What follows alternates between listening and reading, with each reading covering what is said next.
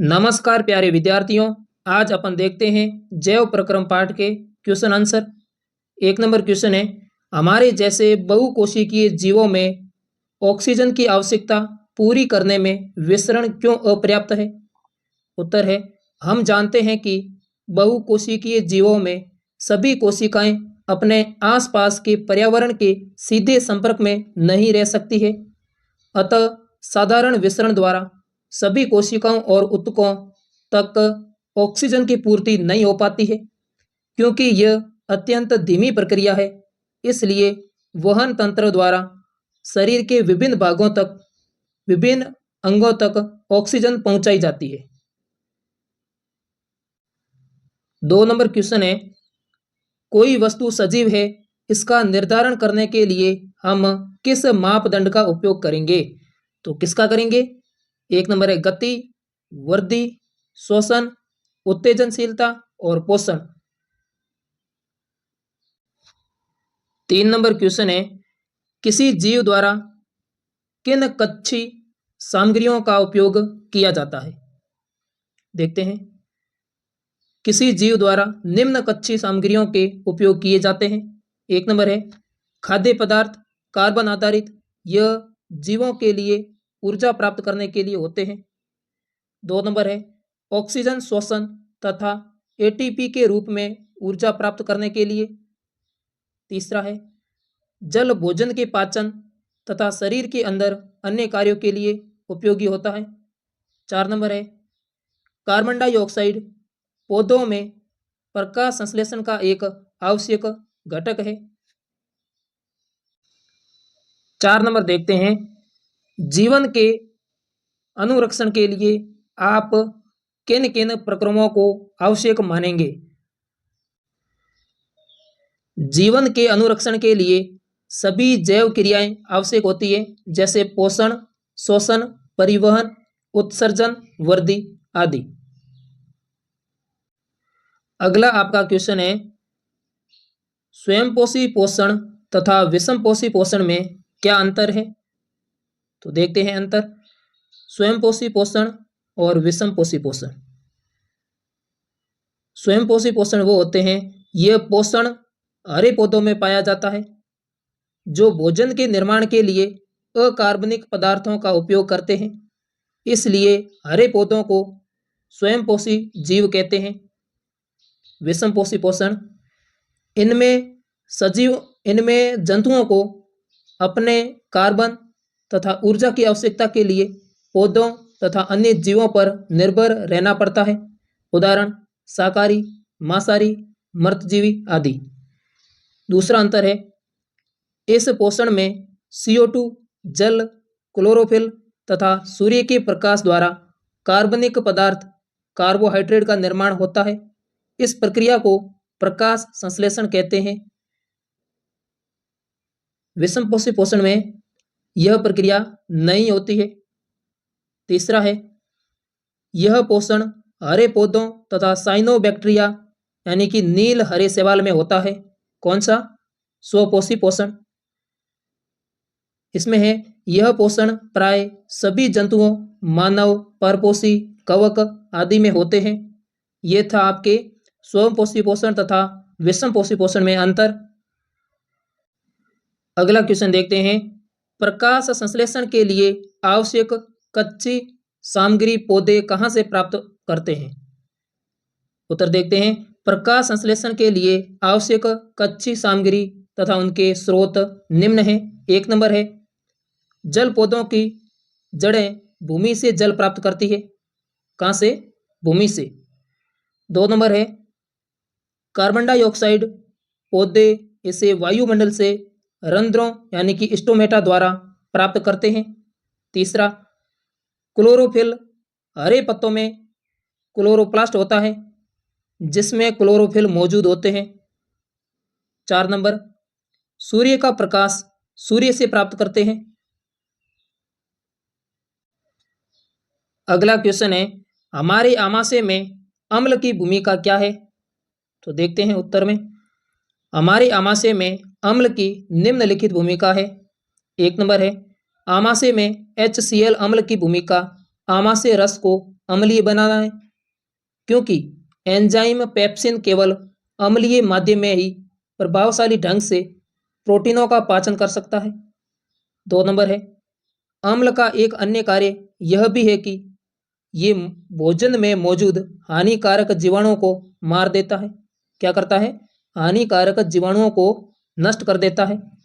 3 number है, यह अधपचे भोजन का किण्वन नहीं होने देता है, मतलब आधे पचे भोजन का किण्वन नहीं होने देता है। अगला क्वेश्चन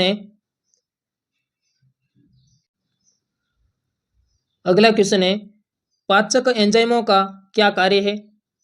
देखते हैं। पाचक एंजाइम अघुलनशील जटिल कार्बनिक अणुओं को सरल घुलनशील अणुओं में परिवर्तित करते हैं, ताकि शुद्धांत्र की भित्ति द्वारा सरलतापूर्वक अवशोषित कर लिए जाएं। यह पाचक एंजाइमों का कार्य था। अगला क्वेश्चन देखते हैं। पचे हुए भोजन को अवशोषित करने के लिए शुद्धांत्र यानी कि छोटी आंत को कैसे अभिकल्पित किया गया है? देखते हैं उत्तर। शुद्धांत्र के आंतरिक आस्तर पर अनेक अंगुली जैसे प्रवर्ध होते हैं, जिन्हें दीर्घरोम कहते हैं। क्या कहते हैं? दीर्घरोम कहते हैं। यह अवशोषण का सतही क्षेत्रफल बढ़ा देते हैं। दीर्घरोम में रुधिर वाहिकाओं की बहुतायत होती है, जो भोजन को अवशोषित करके शरीर की प्रत्येक कोशिका तक पहुंचाती है। अगला क्वेश्चन है, श्वसन के लिए ऑक्सीजन प्राप्त करने की दिशा में एक जलीय जीव की अपेक्षा स्थलीय जीव किस प्रकार लाभप्रद है? देखते हैं। 1 नंबर, जलीय जीव जल में विलय ऑक्सीजन का उपयोग करते हैं, क्योंकि जल में विलय ऑक्सीजन की मात्रा वायु में ऑक्सीजन की मात्रा की तुलना में बहुत कम है। इसलिए जलीय जीवों की श्वास दर स्थलीय जीवों की अपेक्षा द्रुत गति से होती है। 2 नंबर देखते हैं। स्थलीय जीवों में ऑक्सीजन भिन्न भिन्न अंगों द्वारा अवशोषित की जाती है। इन सभी अंगों में एक रचना होती है, जो उस सतही क्षेत्रफल को बढ़ाती है जो ऑक्सीजन बाहुल्य वायुमंडल के संपर्क में रहता है। अगला क्वेश्चन है, ग्लूकोज के ऑक्सीकरण से भिन्न जीवों में ऊर्जा प्राप्त करने के विभिन्न पर्त क्या है? तो देखते हैं क्या है। ग्लूकोज के ऑक्सीकरण से भिन्न जीवों में ऊर्जा प्राप्त करने के विभिन्न पथ निम्न प्रकार है।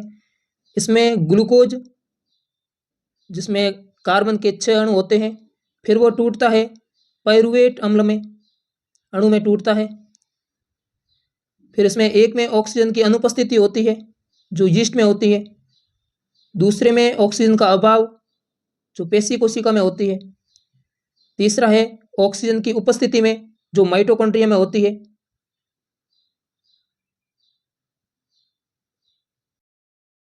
मनुष्यों में ऑक्सीजन तथा कार्बन डाइऑक्साइड का परिवहन कैसे होता है?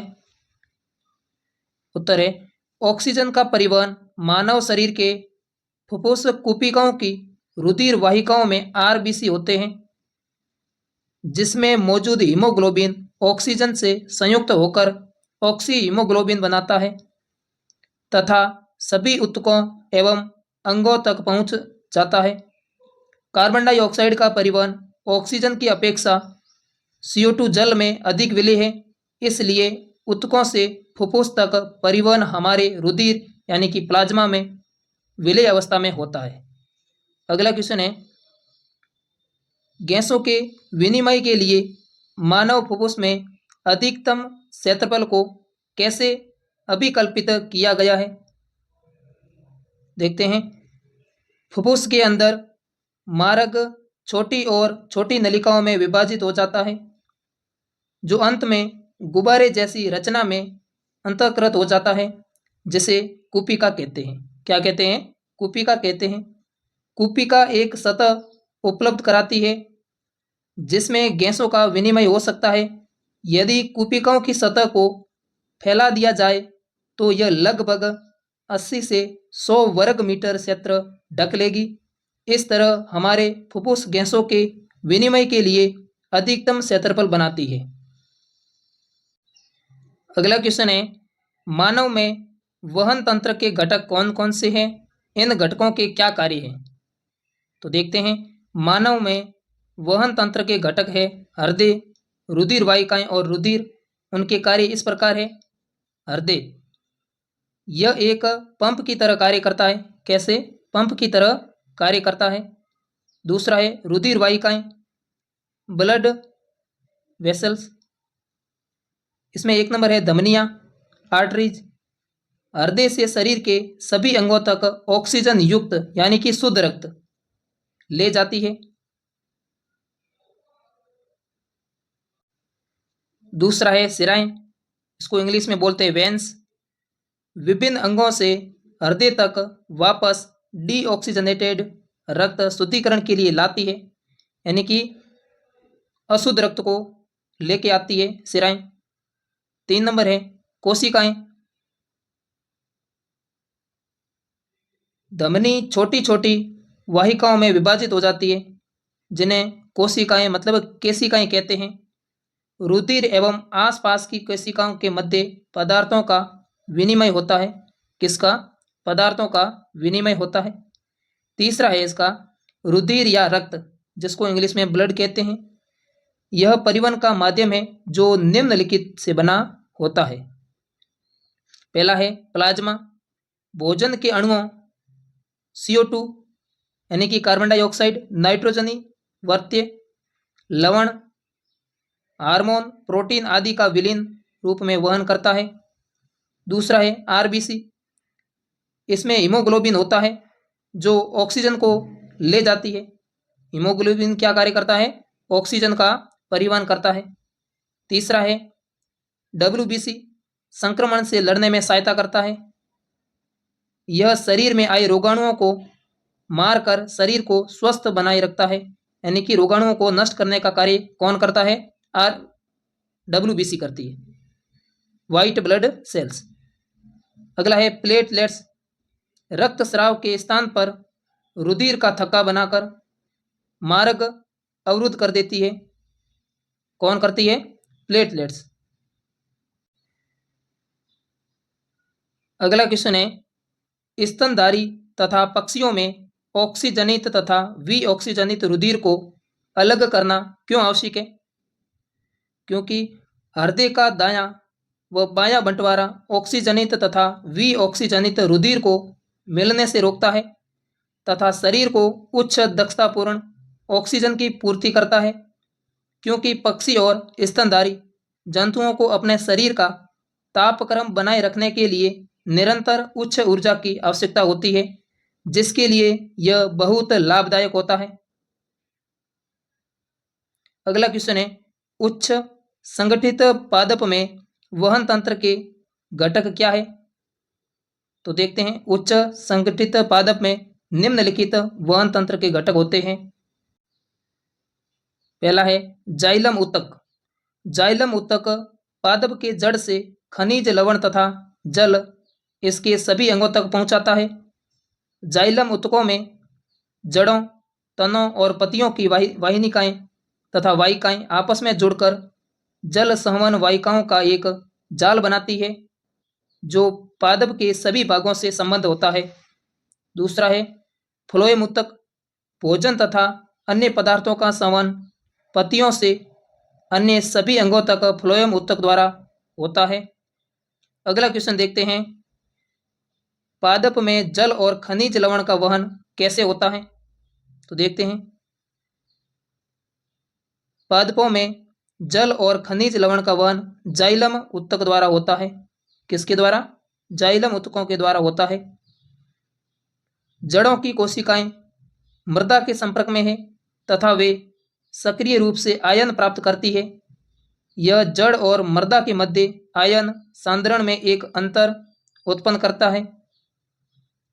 इस अंतर को समाप्त करने के लिए जल अनवरत गति से जड़ के जाइलम में जाता है और जल के स्तंभ का निर्माण करता है, जो लगातार ऊपर की ओर धकेला जाता है। यह दाब जल को ऊंचाई तक पहुंचाने में पर्याप्त नहीं होता है। पत्तियों के द्वारा वाष्पोत्सर्जन क्रिया द्वारा रंध्र से जल की हानि होती है, जो एक चूषण उत्पन्न करता है, जो जल को जड़ों में उपस्थित जाइलम कोशिकाओं द्वारा खींचता है। अतः वाष्पोत्सर्जन कर्षण गति की जल की गति के लिए यह मुख्य प्रेरक बल होता है। अगला क्वेश्चन है, पादप में भोजन का स्थानांतरण कैसे होता है? देखते हैं। पादप में भोजन का स्थानांतरण फ्लोएम ऊतक द्वारा होता है। प्रकाश संश्लेषण के उत्पादों के अलावा फ्लोएम अमीनो अम्ल तथा अन्य पदार्थों का परिवहन भी करता है। यह पदार्थ विशेष रूप से जल के भंडारण अंगों, फलों, बीजों तथा वर्दी वाले अंगों में ले जाए जाते हैं। भोजन तथा अन्य पदार्थों का स्थानांतरण संलग्न साथी कोशिका की सहायता से चालनी नलिका में ऊपरी मुखी तथा अधोमुखी दोनों दिशाओं में होता है। सुक्रोज सरीखे पदार्थ फ्लोएम ऊतक में एटीपी से प्राप्त ऊर्जा से ही स्थानांतरित होते हैं। कौन सी ऊर्जा से प्राप्त? ATP, adenosine triphosphate.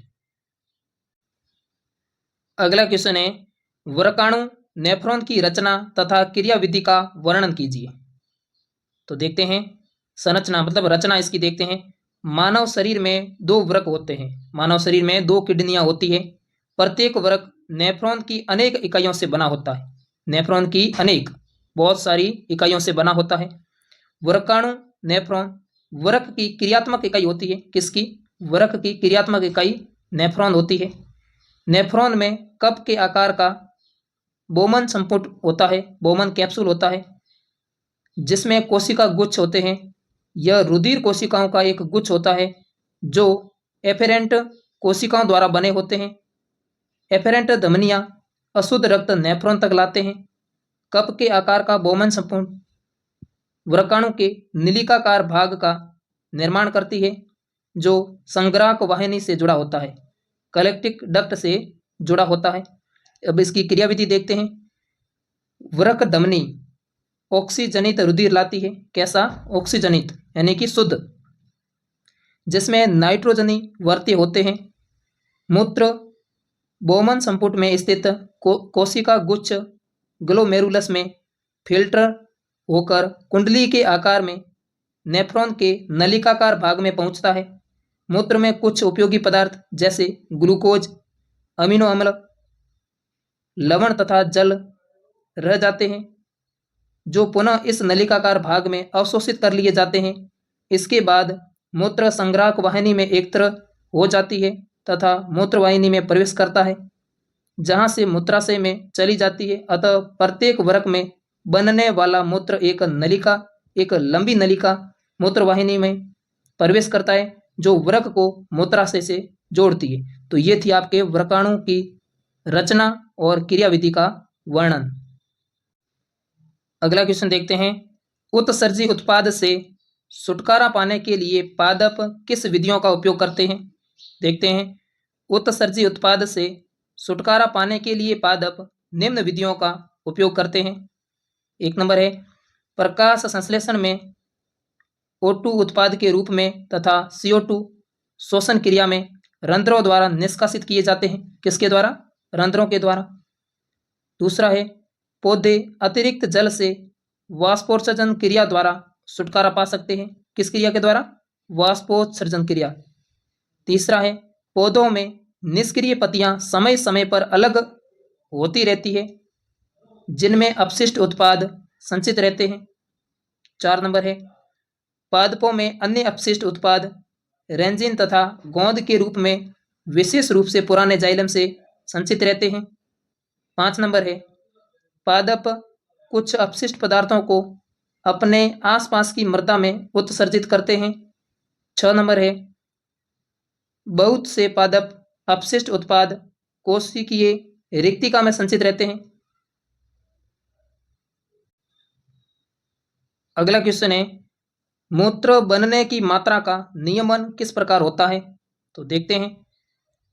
जल की मात्रा पुनर्अवशोषण यानी कि रीएब्सॉर्प्शन, शरीर में उपलब्ध अतिरिक्त जल की मात्रा पर तथा कितना जल की मात्रा पर तथा कितना विलय वयम उत्सर्जित करना है पर निर्भर करती है।